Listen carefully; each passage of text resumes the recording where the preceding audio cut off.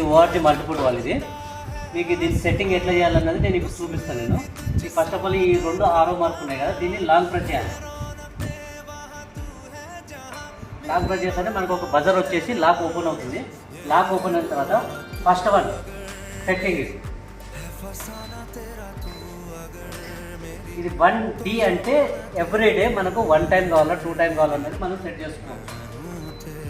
ఇది back wash. Number 2 సెట్టింగ్లో back wash. ఇది ఎంత మినిట్స్ పెట్టినా మనం 10 మినిట్స్ పెట్టినాం. ఒకవేళ దీన్ని పెంచుకోవాలనుకోండి ఈ బటన్ ప్రెస్ చేస్తే మనకు 10 మీద బ్లింక్ అవుతుంది. బ్లింక్ అయినప్పుడు అప్పుడు 9 మినిట్స్ 10 మినిట్స్ అన్నది ఉంటుంది. దాని తర్వాత ఓకే చేస్తే అది ఎప్పుడైతే స్టక్ అవుతుందో అప్పుడు నెక్స్ట్ సెట్టింగ్కి వెళ్ళిపోవాలి. Next setting rinse. థర్డ్ సెట్టింగ్లో 10 మినిట్స్ రిన్స్ పెట్టినాము. ఇది ఒకవేళ చేంజ్ చేయాలంటే మళ్ళీ ఫస్ట్ బటన్ ప్రెస్ చేస్తే బ్లింక్ అయినప్పుడు మనం చేంజ్ చేసుకోవచ్చు. చేంజ్ చేసుకున్న తర్వాత హోల్డ్ చేసి మళ్ళీ దాని తర్వాత ఇది B1. ఇది అంతే సెట్టింగ్ ఉంటుంది, కంపెనీ సెట్టింగ్. ఇది 01 అలానే ఉండాలి. ఇది కూడా 1 అలానే ఉండాలి.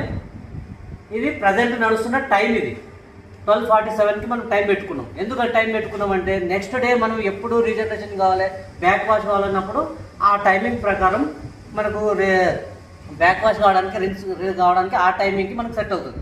ఇప్పుడు సపోజ్ మనకు ట్యాంక్ ఫుల్ ఉందనుకోండి, ఆ టైం వరకు ప్లాంట్ రన్ అయిందంటే కట్ ఆఫ్ అయింది. ట్యాంక్ ఫుల్ అయిపోయిన తర్వాత కట్ ఆఫ్ అయితే టైం స్కిప్ అయిపోతుంది. మనకు కన్వీనియంట్ ఎప్పుడు వీళ్ళకి ఇక్కడ ప్రజెంట్ ఇక్కడ ఉన్న యూజ్ ప్రకారం 1 o'clock lunch time. 1 o'clock lunch టైంకి ఇది వాటర్ అయిపోతుంది, ప్లాంట్ రన్నింగ్ ఉంటుంది కాబట్టి 1 o'clock దీనికి టైం సెట్ చేసినాం మనం బ్యాక్ వాష్. అందుకు ఇది టైమింగ్ అనమాట. ఈ టైమింగ్ ఇది సెట్టింగ్ ఎంత. దీని తర్వాత ఆటోమేటిక్ లాక్ పడిపోతుంది. మనం వదిలేసి కీ సింబల్ వస్తుంది.